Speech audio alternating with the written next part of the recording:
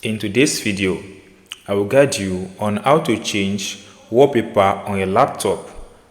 Right click on the home screen, then click on personalize, click on background. So guys, if you have not subscribed to this channel, please kindly subscribe. Don't forget to like and share this video. Now you have this option here that says personalize your background.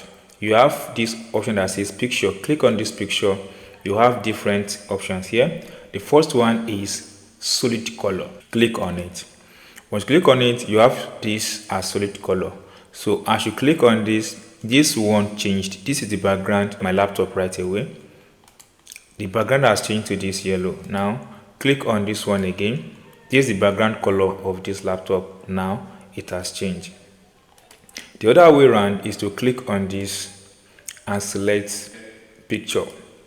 Once selected picture, it brings to this interface. Now you have different pictures here provided by Microsoft itself. So if you click on this one, this is the background on my device. If you click on this one, it's also the background on my device.